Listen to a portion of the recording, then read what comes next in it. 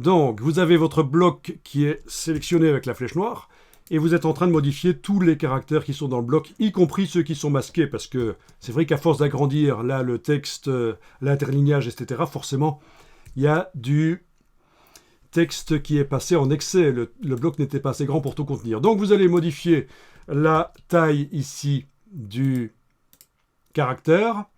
J'ai passé à 12. Vous allez modifier l'espacement entre les paragraphes. Je vais laisser à 2. C'est bien. Si vous faites autre chose, il faudra gérer avec ce que vous avez fait. Sinon, vous faites la même chose que moi. 12 de caractères.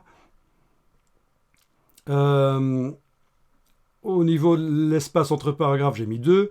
Alors, vous avez l'interlignage. L'interlignage est indiqué entre parenthèses. Quand vous voyez dans un logiciel Adobe une valeur mise entre parenthèses, ça veut dire que ce n'est pas vous qui l'avez choisi. C'est le logiciel qui l'a mise pour vous. Et InDesign est pré-réglé dans les préférences. C'est pré-réglé pour que l'interlignage soit à 120%. Alors, où est-ce que c'est ? C'est pas très important en fait de voir où c'est, mais c'est pré-réglé quelque part ici, dans composition peut-être. Non, c'est quelque part ici. Il est indiqué que l'interlignage doit être à 120% de la taille du caractère.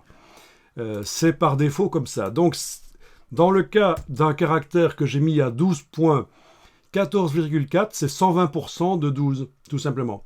Mais bien sûr, vous pouvez vous éloigner de ça, et dès que vous allez changer ici l'interlignage, les parenthèses s'en vont, parce que c'est vous qui avez... vous êtes passé outre du réglage par défaut de InDesign, les 120%. Donc, ce qu'il est possible de faire, c'est d'augmenter.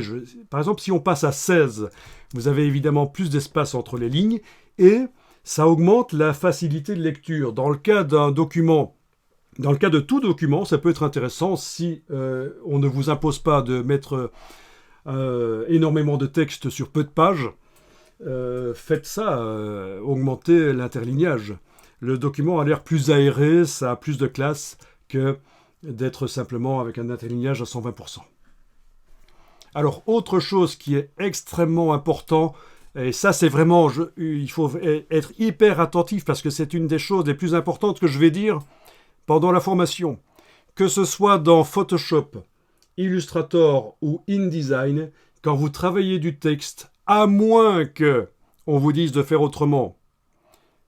Vous travaillez en équipe et quelqu'un dans l'équipe vous dit « ne faites pas ça ». Ce sera très rare quand on vous dira de ne pas le faire. Vous passez en texte optique. C'est-à-dire que pour l'instant, le réglage de l'espacement entre chaque paire de lettres est métrique. C'est régulier, mathématique. Je vais ici zoomer sur un mot. Et je vais essayer de repérer un qui n'est pas génial au niveau de... Voilà, éventuellement ça, voilà. Le mot ici. Mais je ne dois pas le sélectionner avec l'outil texte, sinon ça risque de le faire que sur ce paragraphe-là. Donc je reste avec la flèche noire, je sélectionne bien le bloc. Mais le nom... Ça y est, je ne le retrouve pas là maintenant du coup. Voilà, ce mot-là par exemple. Il a des problèmes d'espacement entre les caractères. Je ne sais pas si vous le sentez, mais entre le O et le N, par rapport à l'espace entre le C et le O, entre le O et le N, il y a trop d'espace.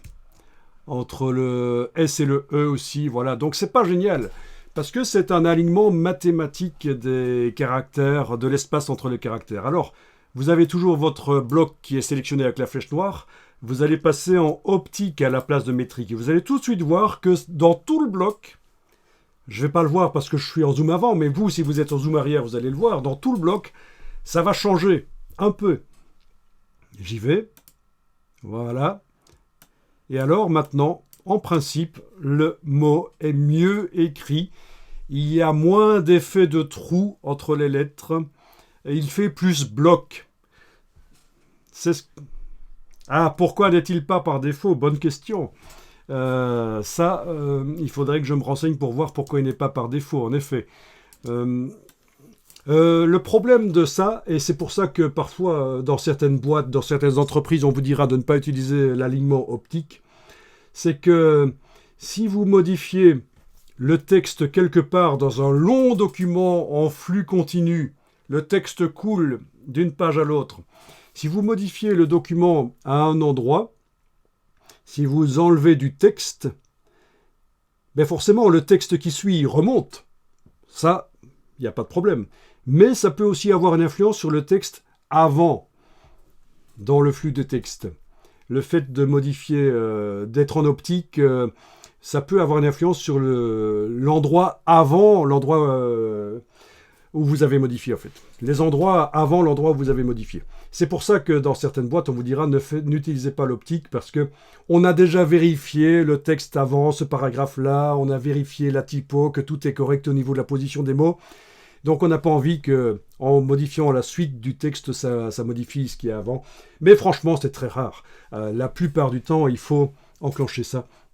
C'est très rare quand on vous dira de ne pas l'utiliser. Alors, on va enregistrer le document. Alors, à propos de l'enregistrement, je vais vous dire un petit truc que j'ai oublié de vous dire et que je vais vous dire.